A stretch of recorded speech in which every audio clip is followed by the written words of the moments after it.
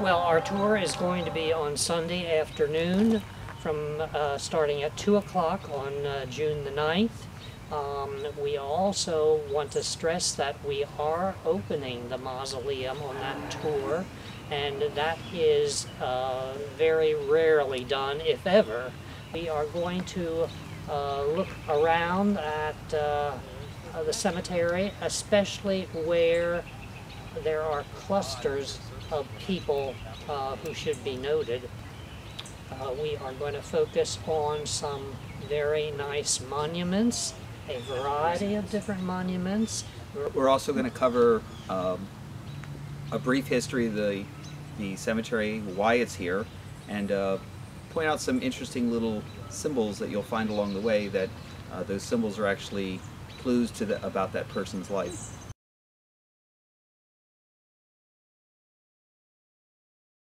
We are before the Kraus room in the mausoleum, and one of the persons buried in the Kraus room is Dr. Alan Kramer Kraus.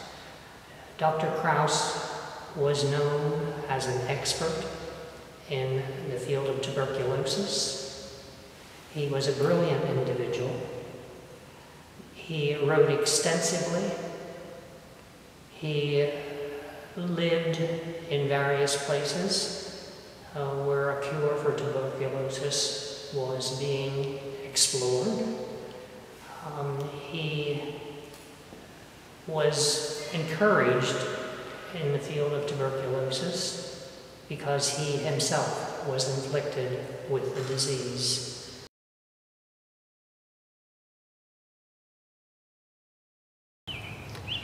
He had a number of very large accomplishments.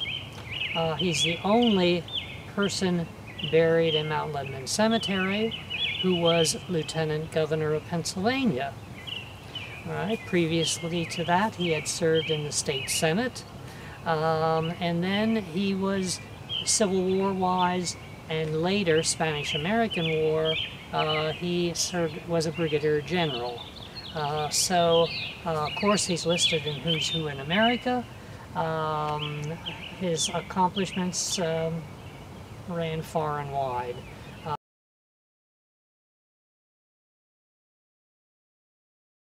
Henry Houck was probably the most famous educator ever in Lebanon County.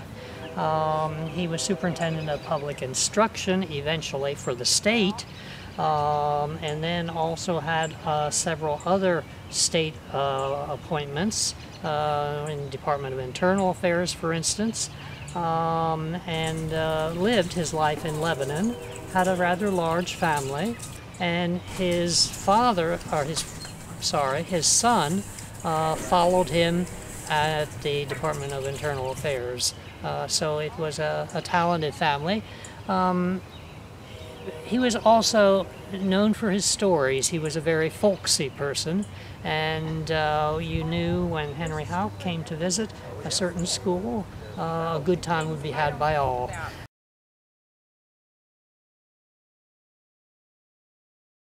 Within Mount Lebanon Cemetery, there are 3 congressmen buried.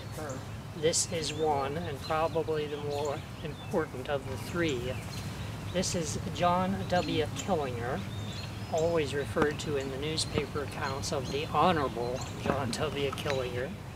And he was a member of Congress from 1859 to 63, we're talking Civil War times, then later on 1871 to 75, and still later on 1877 to 81. So he had several terms, but not all in one shot.